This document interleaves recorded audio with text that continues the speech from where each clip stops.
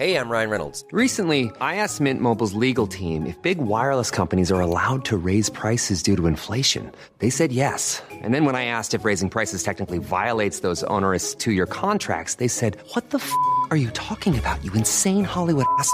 So to recap, we're cutting the price of Mint Unlimited from $30 a month to just $15 a month. Give it a try at mintmobile.com/switch. $45 up front for 3 months plus taxes and fees. Promo rate for new customers for limited time. Unlimited more than 40 gigabytes per month. Slows full terms at mintmobile.com.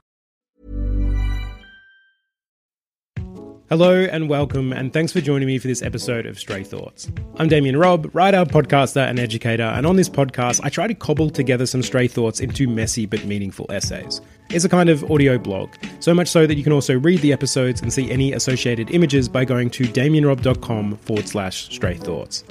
So let's do it. Let's share some stray thoughts. And for this one, I want to talk about travelling solo through Europe.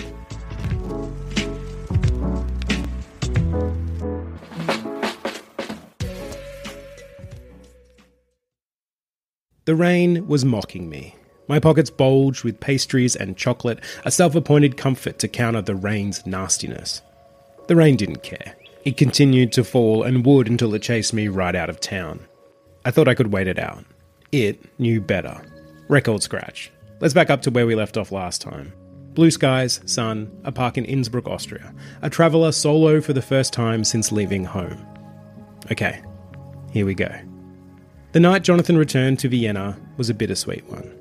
It was nice to take a breather after a big couple of days and just chill and watch sitcoms with some takeaway in my hotel room.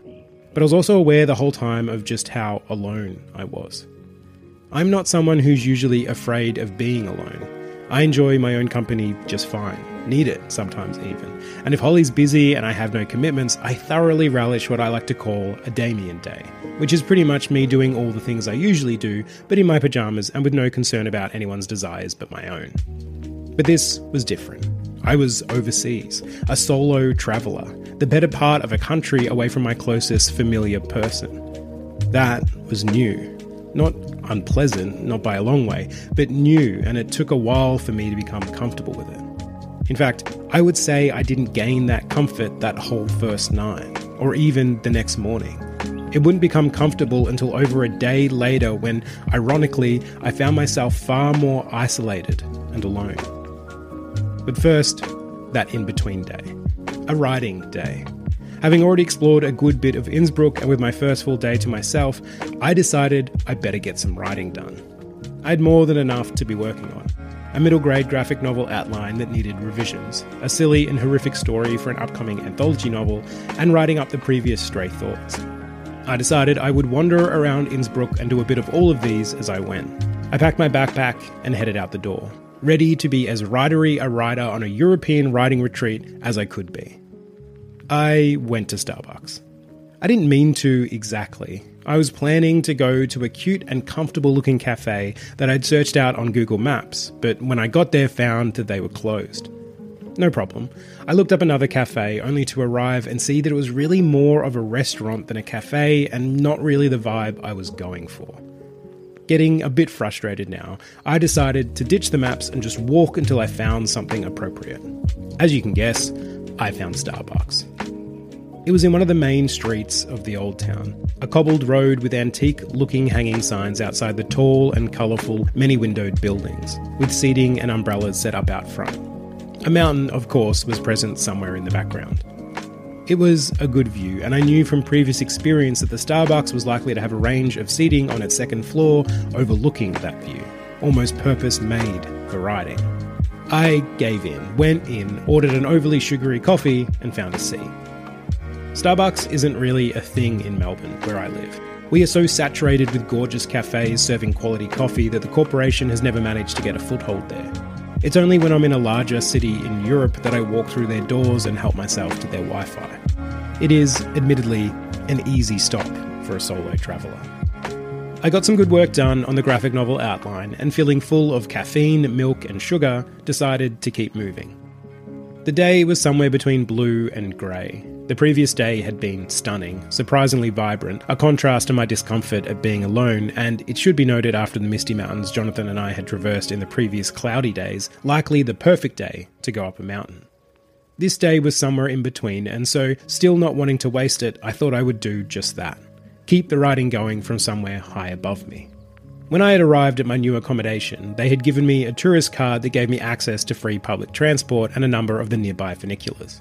I was pretty sure I had read that this included the one in the centre of town that Jono and I had gone up a few days previously. And since free is free and I love a mountain, I thought I'd go back up the first of its cable cars to the small town we had barely stopped on the earlier journey and find somewhere to ride. But free was not free, it turned out. Just 10% off. And since I am presently very low in the finance department, I decided to opt for something more in my price bracket. I went back up the escalators from the funicular's entry point and saw across the road from me a large, beautiful park. That would do just fine. There I found a bench overlooking a lake with a view of the mountain I had just decided not to go up, ate the lunch I had packed that morning, and got some words down for the anthology story. With one more project to tinker away at, I decided I needed to hunt down one more riding location, and since it was now stretching into the afternoon, decided on a pub. I wandered back the way I'd come until a sign advertising beer led me down an alleyway to an almost hidden beer garden. It was in a beautiful stone courtyard just off the main drag, surrounded by buildings, their walls covered in spring greenery. The sun was now becoming hot, and so I took a seat in the shade near the few other patrons present. The waiter came over, handed me a menu. I flicked to the drink section where I quickly perused their 4 types of lager, chose the cheapest and ordered it when he returned. I opened my laptop and started writing about holidays, homes, and the last few days spent with my brother, once more reminding myself that I was now travelling solo. The afternoon stretched further as I rode, my beer glass slowly emptying as the beer garden filled out with people.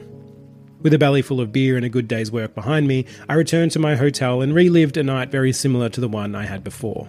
Takeaway, sitcoms, and an awareness of being alone. The next day dawned cloudy. I had been ready for this. The previous night, in amongst the sitcoms and takeaway, I had made a plan. My morning would be spent working, finishing off the updated outline for the graphic novel, and then I would go up yet another mountain with the hope that doing so slightly later in the day would give the sun some time to burn away the clouds. The plan started well. I got the work done I wanted to, sent it off to my collaborators, found the bus stop that would take me out of town and to the base of the mountains, was able to ride it for free thanks to my tourist card, and in just under half an hour was exiting alone onto the side of the road. I looked up at the huge metal infrastructure that made up the chairlift and its adjacent terminal. It was designed for hundreds of people to pass through at a given time. An endless and constantly rotating set of floating carriages were waiting to gorge themselves on travellers, slide up the side of the mountain on thick corded metal wires, then expel those same travellers before returning back to the bottom to do it all over again. Except there weren't hundreds of travellers. There was just me. This wasn't the height of summer or the snow season. This was a shoulder season, the end of spring, and as I'd found out the night before when making my plan, this chairlift had only reopened 1 week earlier. I climbed up the wide metal stairs and went to the ticket booth, where a smiley woman seemed pleased to see me. I bought a ticket from her, gratefully received a map, and headed for the carriages, all starving and empty of people. I chose one, waited as its movement slowed enough for me to step in, and sat as the doors closed behind me. Then I was rising. As is likely becoming apparent and will continue to do so, I went up a lot of chairlifts on this trip. 8 in total, I believe, and that initial rise, that lifting away from the ground, always sent a little shiver through me. Part fear and part thrill as the ground fell away from me. It should also be noted that a standard chairlift is about as extreme of a carnival ride as this scaredy boy can handle. This is also when my plan started to come undone. The chairlift took maybe 25 minutes to get to the top. Within the first 5, I was already in the clouds. My theory that if I waited later in the day the clouds might disperse was presently proving untrue, but I still had plenty of day left, and so that fire of hope continued to burn inside me. In the meantime, me and my carriage were immediately lost in white. The cable that carried us ran for perhaps a metre or 2 behind us before it too was enveloped, making it look like we were hanging from nothing at all. And so up I went, solo, further into the clouds. At the top, I stepped out into a dense and creamy white. I consulted my map, which unfortunately didn't have a cloud-filled version, but instead showed the terrain in easy-to-see clarity, then looked around for a signpost, finally found it through the fog, and started walking. I could describe here the eerie nature of this walk, the stumbling through an occasionally snow-laden track as around me the terrain constantly appeared and disappeared into a physical fugue. But I want you to experience this for yourself as much as possible. So here are a number of photos and a video I took to try and capture the experience. And for podcast listeners, head to damianrobb.com/stray thoughts to check these out. Not only was the cloud cover ever present, dulling the sound around me, it was also isolating. And yet, it was here, alone and cold, lost in the clouds on top of a mountain that I foolishly had told no one I would be climbing, that I found a comfort in travelling solo. I couldn't keep the smile from my face. There was a ridiculousness to the whole situation that made it more endearing and amusing than anything else. And it was just plain extraordinary. Yes, I was walking through a horror movie setting, but the cold was bracing and clean. The scenery quiet and beautiful, and the track, hell, the whole mountain for all I knew, was mine, and mine alone. And I had done it. I knew there was an alternate version of me who didn't climb the mountain, who was sitting in his hotel room, still watching sitcoms, using the clouds as an excuse to avoid the challenges of travelling solo. But I wasn't him. I was on the mountain. I wandered around that mountain for the better part of 4 hours, and at no point did it ever look like the clouds were going to disperse. If anything, they just seemed to grow steadier and sturdier in my time up there. That was okay. While there was still a slight frustration to knowing epic views were sitting just behind their dense white forms, I couldn't fault my strange and unique experience, because it was joyous and silly and mine. I went back down the mountain the same way I had gotten up there, still barely seeing another soul beyond the few people working. That night, I made another plan for another mountain. The next day was a travel day. I was leaving Austria and heading into northern Italy to a city called Bolzano. Travel days can be weirdly tiring, and usually I'm happy to get to the new accommodation, settle in, explore the neighbourhood a little bit, and save the bigger touristy stuff for the next day. But looking at the weather in Bolzano during my time there, I quickly realised that wasn't possible. Not if I wanted some more mountain action, and as a self-declared mountain pervert, I definitely did. This was because while my arrival day was clear and sunny, the following day would be non-stop rain. This plan, I'm happy to report, went off without a hitch. I left my hotel early, my shoulders growing ever more comfortable under the weight of my big backpack, and walked to the train. Soon I was speeding across the countryside, at some point crossing the imaginary border between Austria and Italy. I arrived in Bolzano into sun and an orange glow. That is the colour of the city in my mind, a warm orange. I quickly navigated my way down its crowded but well-treed streets, away from the heart and out towards one of its limbs that would be my home for the next few nights. My accommodation host had messaged me a few days prior with some instructions, which included to check in at a woman's clothing store. Strange, but I did, greeting the woman behind the counter with my big bag on my back as I said, "I was told to come here to pick up a key for my accommodation?" The accommodation turned out to be behind the store, a well-furnished and incredibly comfortable little unit that was more than enough space for one man and his bag. The woman and her husband owned both the shop and the unit.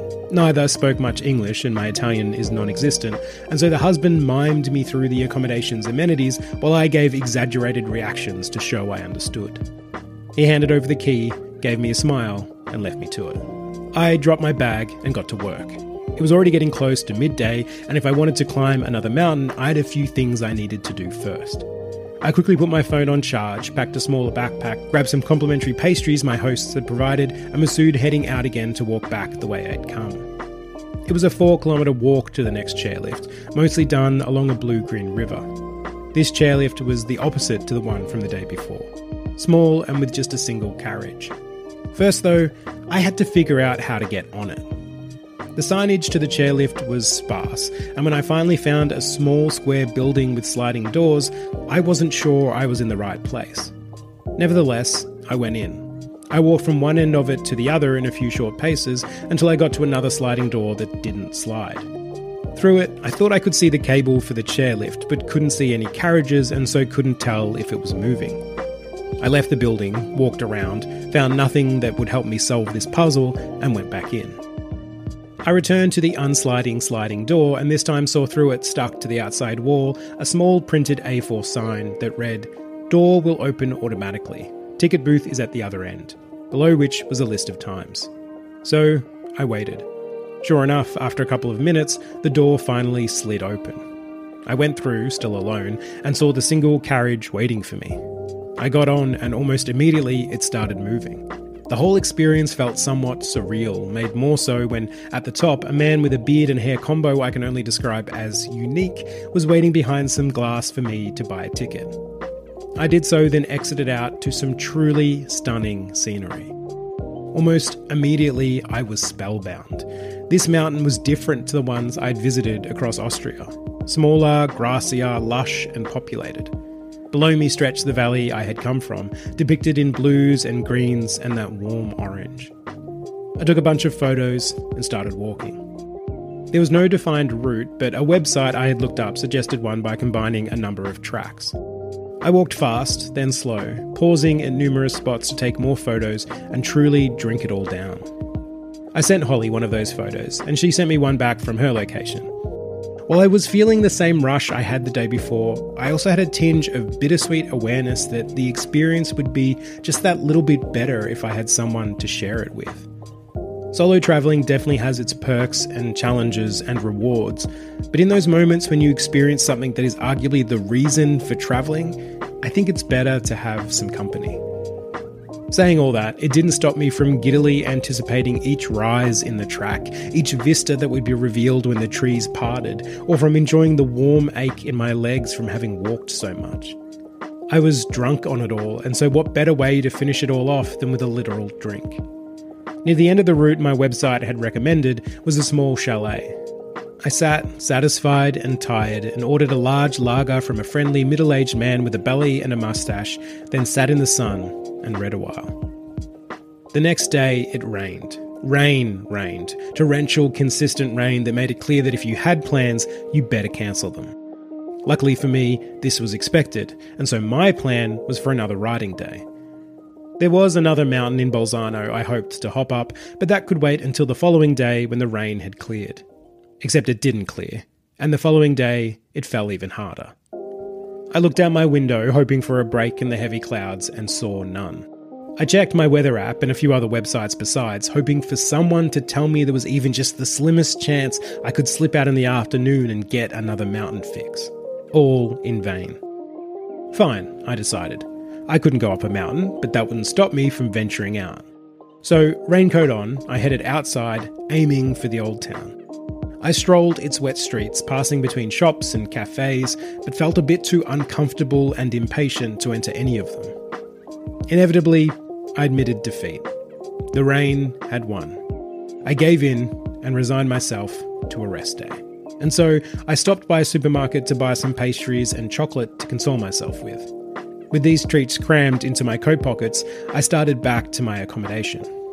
I was soon running. The rain, likely sensing my vulnerability, kicked things up to the next level. It gushed down around me, heavy and deafening as it did its best to soak me through. And that was how my solo travelling came to an end. The next day saw me reuniting with Holly and Jono and Alex and Rupert. But I'll tell you about that next time. For now, I'll say thank you so much for listening to this episode of Stray Thoughts. And if you like, you can find me on socials at damianrob.writer, or feel free to send me an email at damianrob.writer@gmail.com. And if you enjoyed this, leave a review, tell your friends, all that good stuff. Otherwise, I look forward to talking to you next time and sharing some more Stray Thoughts. And until then, if you happen to see the rain, give it a big fuck you from me.